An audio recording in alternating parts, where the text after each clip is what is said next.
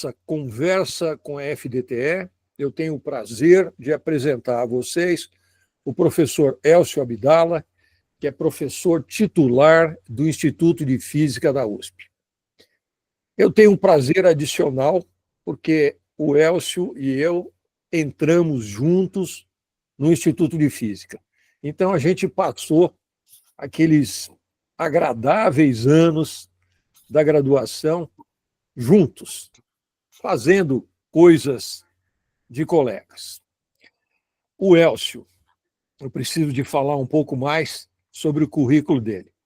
O Elcio fez doutorado e pós-doutorado na USP e tem passagens em grandes instituições como pesquisador de alto nível. Ele trabalhou em Hamburgo, logo depois do doutorado, é isso, né? Isso. Ele trabalhou em Copenhague, ele trabalhou no CERN, em Genebra, trabalhou em Trieste, na Itália, onde ele ganhou o prêmio Weizsäcker, em 1992, e trabalhou também na Universidade Fudan, em Xangai, onde ele estabeleceu contatos muito sólidos. Então, o Elcio tem uma enorme carreira, né? Um conjunto de publicações e desenvolvimento de trabalhos e orientações brilhantes, né? Eu tenho assim o prazer de dizer que o Elcio é, de longe, o mais brilhante, preparado, inteligente, generoso, físico da nossa geração. Então é um prazer estar com ele aqui. O mais assim, capacitado de toda a turma, assim, de algumas gerações, não só da minha, não só da nossa. E agora, o Elcio trabalha, é líder do projeto Bingo, que é um projeto de radioastronomia que ele está desenvolvendo no Brasil, na Paraíba. Mas isso ele vai poder explicar para a gente. Então, Elcio, muitíssimo obrigado pela sua generosidade em conversar com a FDTE. Bom, o prazer é todo meu. Eu gosto dessas relações com os meus colegas, com os meus amigos, com pessoas que eu conheci durante a vida. Foram muitas pessoas, muitos lugares. E, de fato, eu considero não só um prazer, como uma obrigação minha de dizer aquilo que nós fazemos, né? Porque fazer e adquirir para si o conhecimento não é o suficiente, né? Vai ficar guardado lá na cabeça, a gente falece um dia e não fica para ninguém. O que importa é nós espargirmos para o mundo e formarmos pessoas e termos essa distinção de colocar no mundo todas essas coisas como nós colocamos filhos, né? Aí a gente coloca a ciência e o conhecimento para o ser humano, né? Exato. Para a humanidade. Ele ou não. Para a humanidade, para o Brasil, né? Esse país tão difícil. Muito bom. Elcio, eu fiz algumas perguntas, eu anotei, eu escrevi, né? Então eu quero falar um pouco, algumas coisas são mais direcionadas para que o público aprenda, se interesse, entenda melhor o que você está fazendo, e outras são mais livres, né? A primeira pergunta é uma coisa bem pessoal, né? Eu lembro quando a gente terminou a graduação, você estava trabalhando com partículas, era uma física muito teórica, quase uma física matemática, ou era uma física matemática. E, mais recentemente, você fez várias coisas, você tem um currículo muito amplo, mas o fato é que agora você está trabalhando com astronomia, né? Dá para chamar isso que você faz de astronomia, quero crer.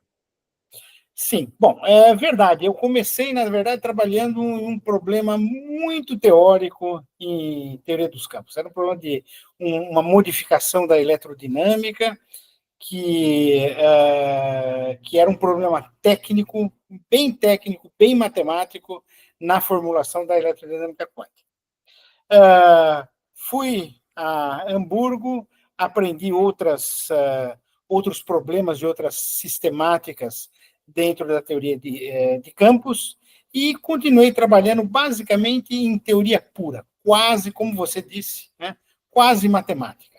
Modelos de interação, modelos de teorias de campos simplificados, modelos integráveis que podem ser usados também fora da teoria de campos, mas, de fato, eram modelos de teoria de campos com solução exata.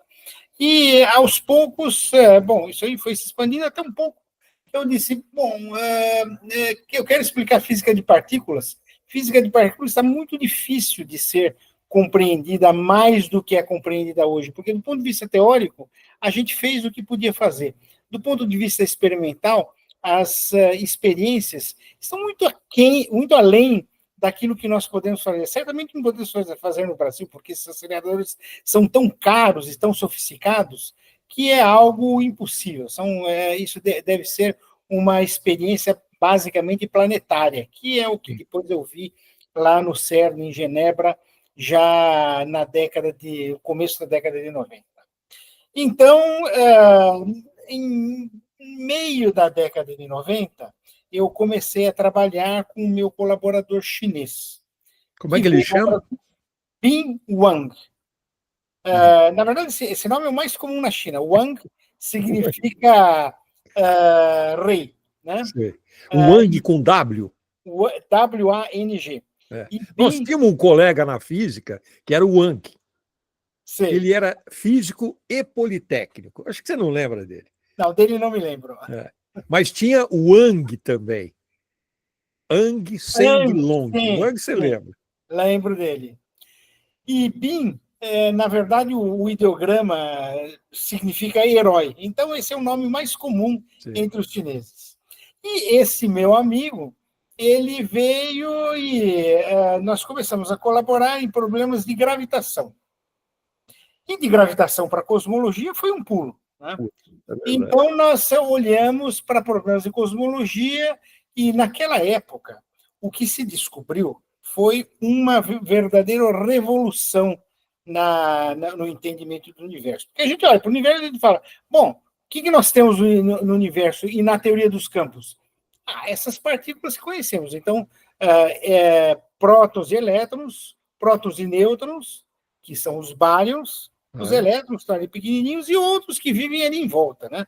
Que vão sendo excitados conforme a gente coloca mais energia. E isso é tudo. Né? Não é tudo. Isso, na verdade, é 5% do universo. 4 a 5% do universo é formado por esses objetos. Matéria bariônica. Matéria bariônica. Claro, tem fótons, mas esses não pesam nada, né? Em termos de massa. É isso aí. Agora, o resto é escuro. Né? Então, tem duas partes.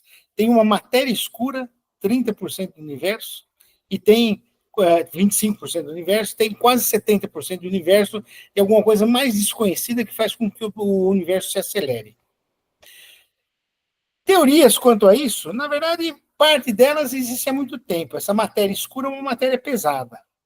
Então, já na década de 30, algumas observações astronômicas apostavam ou apontavam também que havia mais matéria do que a gente via, por causa das curvas em torno da galáxia, em torno de aglomerados.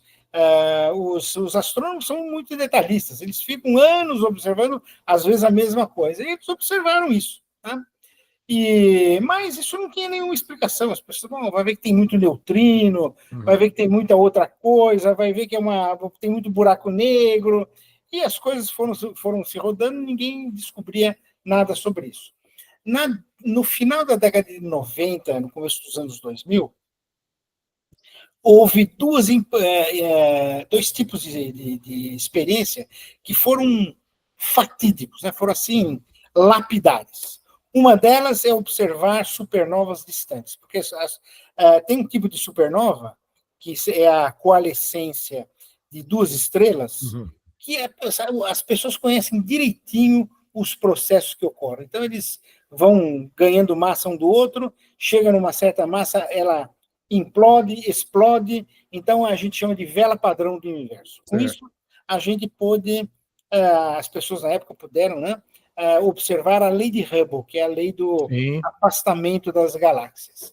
E observaram que, muito curiosamente, o universo não só estava em expansão, a expansão era acelerada, que é um verdadeiro absurdo do ponto de vista físico, né? Você joga uma coisa para cima, ela tende a descer. Por mais que você jogue para cima, ela vai subir, mas desaceleradamente, né? Porque tem uma aceleração para baixo. Né? Agora, essas supernovas mostraram que tem uma aceleração para fora. Grande descoberta, ninguém sabia nada a respeito. Ao mesmo tempo, houve observações da tal radiação cósmica de fundo. O que é radiação cósmica de fundo? Quando houve o Big Bang, o universo expandiu, depois de 380 mil anos, aproximadamente, a matéria e a radiação se separaram, então ficou uma impressão do último espalhamento entre fótons e bárions, e com umas certas estruturas. As pessoas sabiam calcular isso aí, sabem hoje, né? É um cálculo bastante difícil, bastante complicado, mas sabem como é que se comporta essa radiação em termos do número de bárions, da matéria total, etc, etc, etc. Né? E aí fizeram os cálculos e viram, olha, realmente tem 70% de uma coisa que expande, 25% de uma matéria escura que não tem eletromagnetismo, não é bárion, né? E se 4, 5% de bárions. Tá? Então, isso mudou, de fato, a estrutura do universo.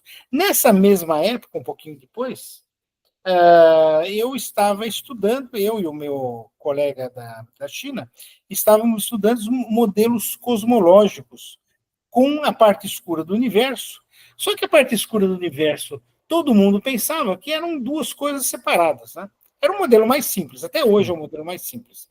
E a gente falou assim, bom, de acordo com a que a gente vê aqui, pode ter uma interação, pode ter uma estrutura lá dentro. Tá? E aí estudamos várias coisas, fizemos vários trabalhos sobre isso, até que em 2010 eu conheci um pessoal da Inglaterra, né, de Manchester, que queria ver a estrutura dessa parte escura do universo, olhando para umas ondas gigantescas lá nos confins dos 5, 6 bilhões de anos-luz de distância. Tá? E então eles propuseram para mim, você não quer achar um local aí, a gente tenta buscar algum dinheiro, você tenta também, e a gente constrói um objeto de tal e tal forma para olhar o que emite essa matéria lá do fundo, com o que emite a gente faz as contas e tenta ver alguma coisa dessa parte escura do universo. Né? Bom, isso em 2010 começou, fomos atrás de sítios e sítios, fui ao Uruguai, entrei em lugar cheio de água, um lago de água, lá, um riozinho no fundo, onde havia cavalos e vacas. Eu sei que tem 10 vacas para cada habitante do Uruguai, né? Então, a gente ia lá para os matos e buscava isso aí. Achamos um lugar, ele não foi satisfatório porque tinha um dono que não queria nos fornecer o local, fomos a outro lugar, um local militar, até que viemos para o Brasil. Então, aí estou nos últimos 15 anos, excetuando esses primeiros últimos 10 anos, ou 8, 10 anos, mais profissionalmente, nesta área de cosmologia, vendo liderando esse projeto que, de fato, tem observação e teoria, na verdade, observação desde lá a engenharia de construção até a teoria mais teórica, e com um grupo grande de pessoas. Então, isso é o que eu estou fazendo hoje. Muito legal. É curioso você falar nisso, porque nos anos 70, 78, 79, quando a gente já tínhamos terminado a escola, eu estava fazendo mestrado e eu fiz um curso de astronomia extragaláctica. Qual foi o seminário que eu tive que dar? Olha que coisa biruta. Parâmetro de desaceleração. Exatamente, é isso que a gente pensava. Claro, né? Essa era a coisa óbvia, né? O negócio expande, mas Tá brecando. tá brecando, tem uma lei de gravitação, né? Pois é. E eu acho que eu ainda tenho esse seminário que eu fiz lá para o cara, para o hindu que deu esse curso. Mas eu lembro, falo, nossa, não faz tanto tempo assim. Né? É, menos de 50 anos. Mas, enfim. As coisas mudaram muito nos últimos Muito, anos. Tudo mudou muito, né? mudou muito. Então, esse projeto, o projeto Bingo, que quer dizer essa. Bingo, B é de Baryonic Acoustic Oscillations, porque são ondas que se formaram lá no começo do universo e se congelaram, ondas muito grandes. Sim. Então, essas ondas que a gente basicamente observa. Então, Baryonic Acoustic Oscillations é o B, from Integrated Neutral Gas Observations. Ok. O neutral gas é o gás hidrogênio. O gás hidrogênio neutro são os átomos de hidrogênio que têm o próton e o elétron ou no spin paralelo ou antiparalelo. E nessa transição, eles emitem uma linha de 21 centímetros, que é o que nós vamos observar. Medir. Integrados por uma questão técnica, a gente não olha para um deles, porque não pode olhar para um, mas para a intensidade. Com a intensidade, com a quantidade que a gente observa, a gente vê quanta matéria tem no local. Ou seja, vocês vão estimar a trajetória dessas transições, dessas emissões, pelo meio intergaláctico. Pelo meio intergaláctico e pelo deslocamento para o vermelho dessa linha, a gente sabe de onde ela veio. Hoje, o projeto, na verdade, está ganhando um carimbo de Advanced. Advanced BAO, Advanced BAO, for Dark Universe Studies. Esse fui eu que batizei, que é o nome Abdus, que é do Abdus Salam. Aquilo é uma homenagem ao Abdus Salam. Você conheceu ele pessoalmente? Conheci, era uma pessoa assim, muito interessante, muito circunspecta e realmente líder de Trieste e de vários grupos lá. Eu devia ser um cara realmente interessante, curioso. Bom de conversa? Assim, que a gente sente inveja de alguém, eu não sinto inveja dele, eu sinto admiração por ele. Eu entendo perfeitamente. Eu acho que ele é a minha meta, é uma pessoa assim, mas sempre tendo ele na frente, não para... Não, eu entendo perfeitamente. Eu acho que você tem essa percepção. Não é ter inveja, é ter admiração. Né? Admiração, é uma coisa que a gente precisa cultivar para a gente e ensinar para os mais jovens. Né? Ter essa admiração, falar, puxa vida, olha que cara legal, que figura, que pessoa. Trabalhou, ganhou o prêmio Nobel, fez uma instituição que ajudou muita gente. Isso é importante. Ele era inglês de nascimento já, né? Não, ele nasceu no Paquistão. Ele nasceu no Paquistão, imagina, é verdade. Muito bom, então já entendemos o que é o bingo.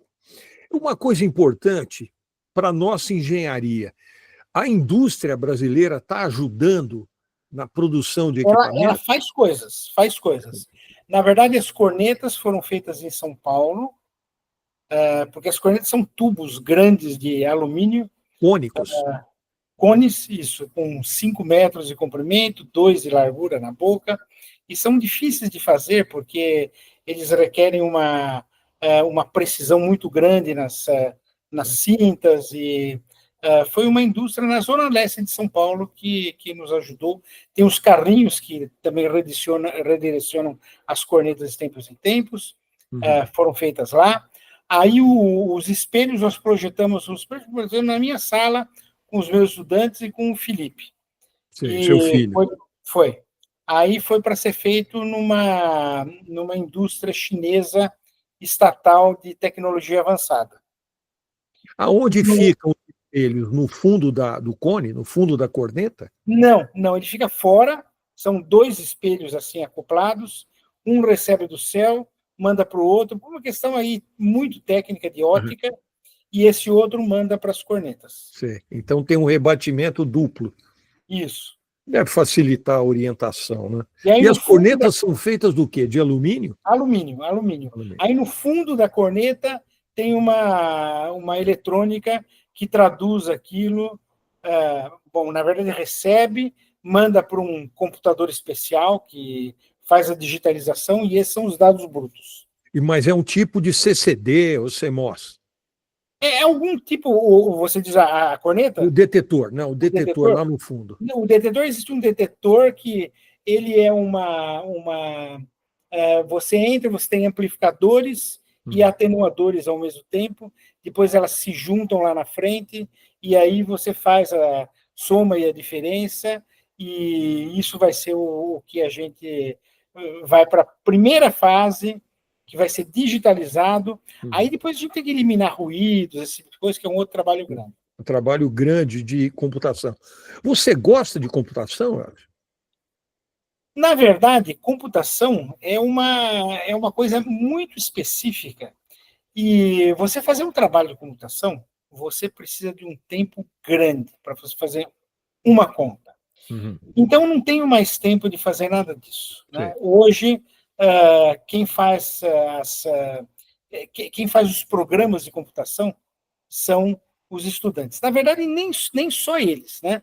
Esses programas são tão grandes que eles vão sendo desenvolvidos por gerações não gerações no sentido de 20 anos depois, mas uma geração de 6 meses depois, a pessoa reforma aquilo lá e vai recolocando.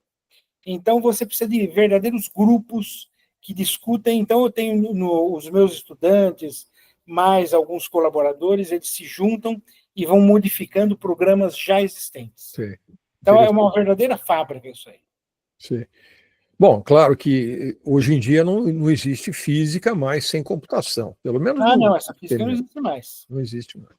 Na verdade, uma parte, até os subprogramas, você pode pedir para uma inteligência artificial fazer. Então, você vai montando vários pedaços. É muito sofisticado. A eliminação dos ruídos é um problema numérico, computacional, muito sofisticado. Não existe como fazer isso nem de longe, assim... Analiticamente. Mais. Não tem o menor sentido, né? Não. Interessante. Então, já entendemos. Hidrogênio neutro, transição hiperfina, linha do 21 centímetros. E isso deve mostrar a absorção ou a translucidez do meio. Isso vem até nós, e aí a gente faz a análise do que aconteceu nesse intermeio.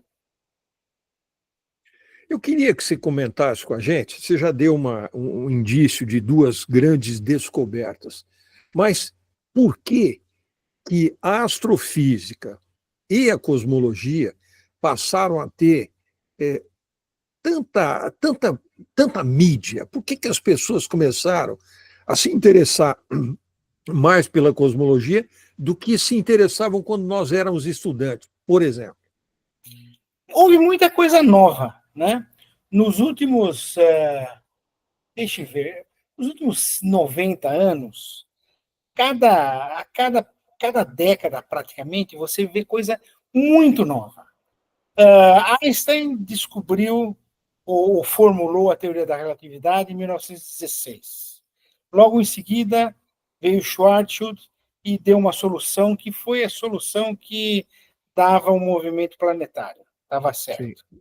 Agora, essa solução é uma solução que ela tem para eles, na época, tinha um defeito ali perto do zero, né? Ali na origem.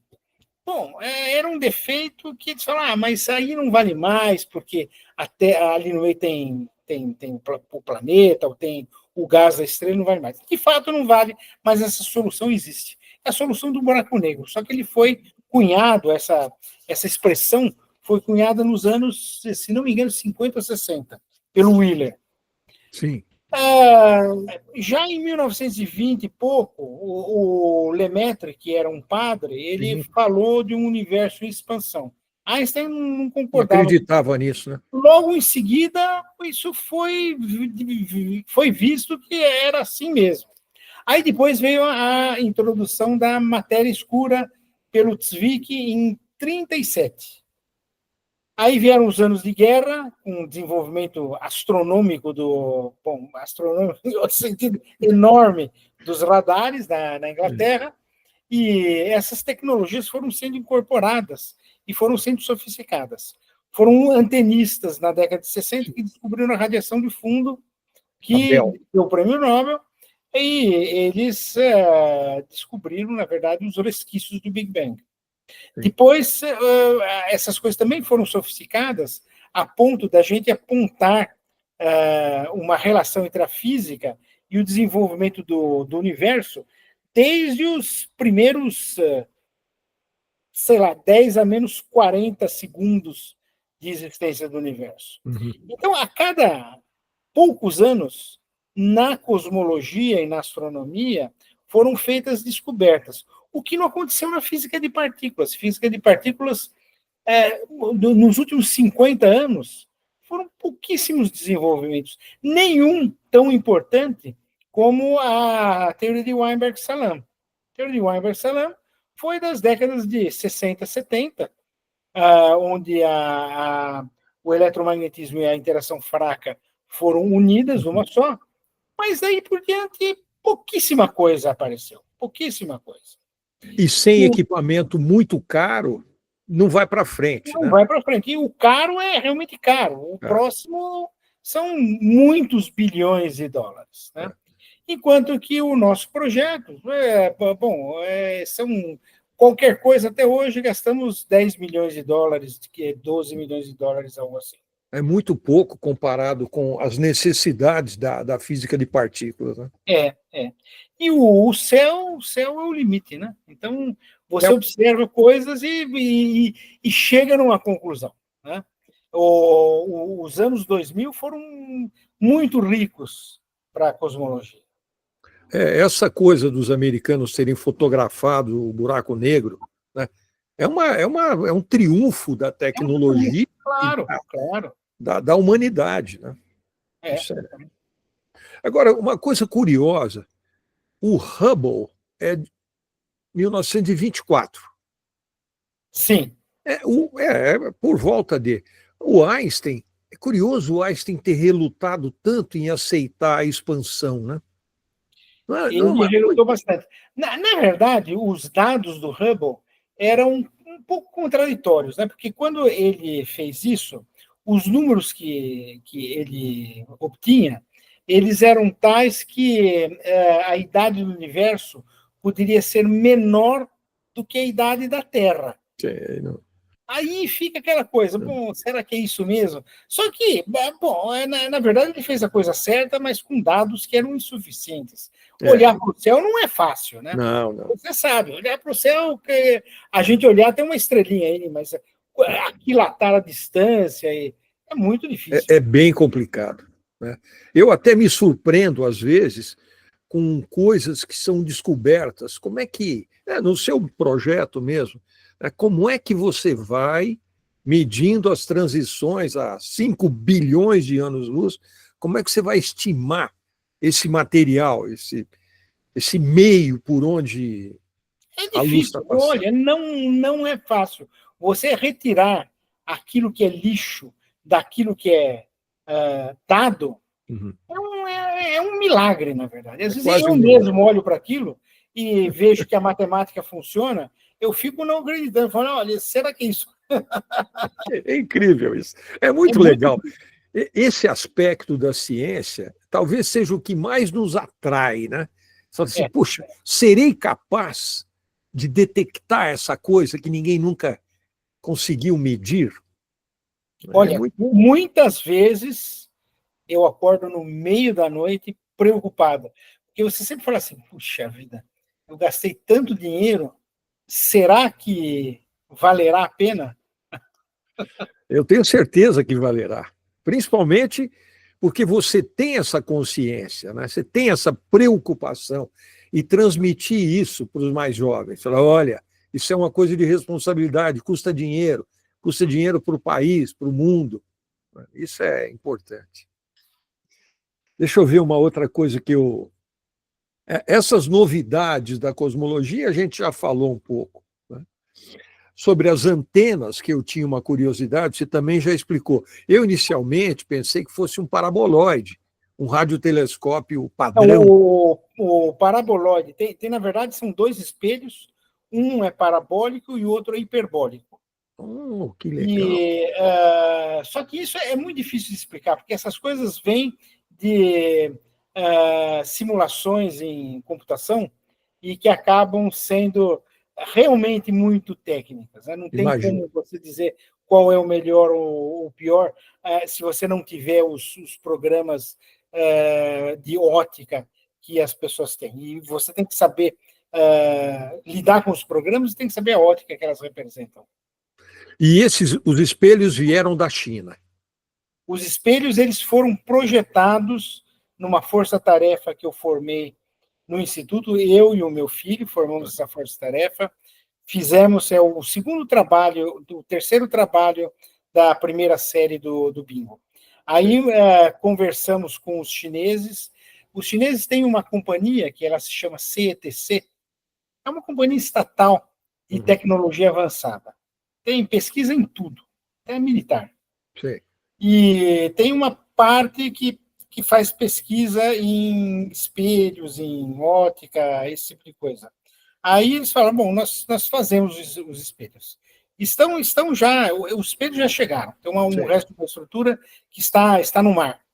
Espero que os terroristas não sei onde não afundem o navio. Esperamos. E então os espelhos foram na verdade, confeccionados lá.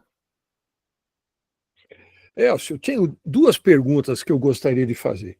Primeiro, acho que é uma coisa muito nossa, desse cacuete de professores, né? O que você recomenda para um jovem que quer fazer física? Ter paciência, estudar bastante, entrar num local, achar um bom orientador e estudar muito.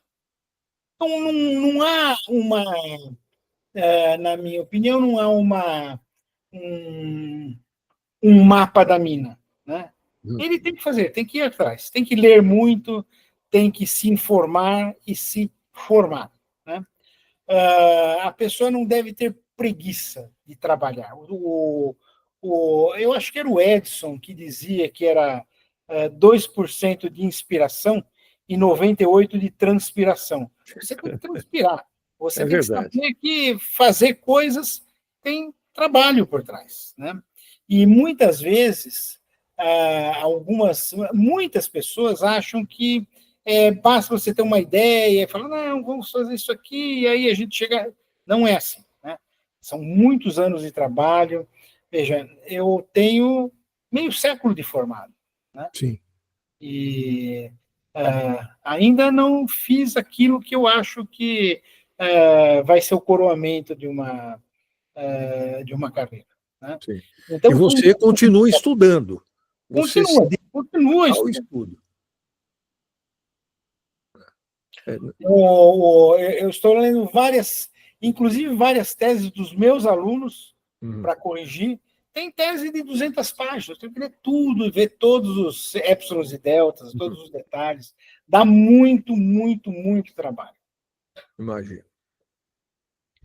E você já teve dezenas de orientandos, né? Que eu já orientei 40 mestrados, 30 e alguma coisa doutorados, 20 pós-docs e várias iniciações científicas. E agora eu tenho uma pergunta que foi feita pelo professor Piqueira, da FDTE, com quem eu trabalho muito. Ele foi meu orientador no doutorado, né? Sim. E nós somos muito próximos. E quando eu disse que, olha, segunda-feira eu vou falar com o Elcio, ele falou, faz uma pergunta. Eu perguntei, você quer alguma coisa? Ele falou assim, pergunta como é que ele faz para a sociedade enxergar a importância do trabalho que ele faz. Olha que pergunta legal. Você sabe que não é tão difícil assim? As pessoas se interessam. Eu acho que eu tenho que me interessar em falar para as pessoas. E, claro que no começo a pessoa chega, sabe, não sabe direito, mas eu tenho uma quantidade, isso eu cheguei a guardar durante um ano. Teve um pessoal que foi atrás de tudo que se publicava e fazer uma conexão. Um calhamaço desse tamanho, de um ano dessa coleção de coisas que apareceram na mídia. E aparecem frequentemente. Pessoas entrevistando, pessoas perguntando, as mais variadas as perguntas. Né? Nós temos colegas, vários deles mais velhos do que nós, já foram até nossos professores, que muitas vezes maltratam os estudantes. Né? E não é assim. Todo mundo tem perguntas. E eu costumo dizer, não existe pergunta idiota. Não. Existe. Se você pergunta uma coisa, pode parecer idiota? Olha, é uma pergunta, é uma dúvida. É uma dúvida de um ser humano que tem cérebro. Né? Se ele tem dúvida, ele tem cérebro. O Fleming, que tem no final do e-mail dele, ele tem dúvida, uma citação de Borges. Dúvida, uma das formas de inteligência. Olha que o Fleming. O Fleming, esse é do Borges, mas ele tem no final do e-mail dele. Olha que legal. E, de fato, todo mundo tem dúvida, e as dúvidas são as mais variadas, algumas mais simples, outras mais sofisticadas. Mas se você se propuser a responder, da maneira que, como você sabe, como a gente coloca, isso, na verdade, chama a atenção das pessoas e as pessoas se interessam. Muito bom. Veja, o governador da Paraíba, como é que nós o convencemos a colocar um dinheiro que ele nunca havia colocado, que nenhum governador do local aqui colocou em ciência? Bom, conversei com ele, muito bem. Aí nós fizemos uma força-tarefa para levá-lo à China. Ele foi à China conosco com 6 assessores e com, acho que 3 reitores e alguma coisa assim. Né? Da Paraíba. Da Paraíba. Foram à China, nós conversamos com um monte de gente. Aí levamos ao FAST, que é o maior radiotelescópio do mundo. Ele em tamanho, ele tem um espelho de 500 metros. Nossa. Fomos lá... Fixo, é fixo, como o de Arrecibo. Não, o deles, ele tem... na verdade, ele não move inteiro, ele move as pétalas de dentro. Sim. É um pouquinho mais sofisticado.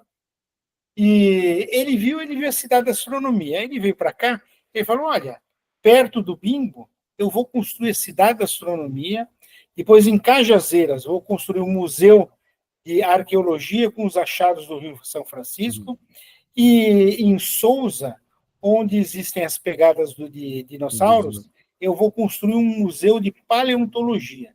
Então, ele tá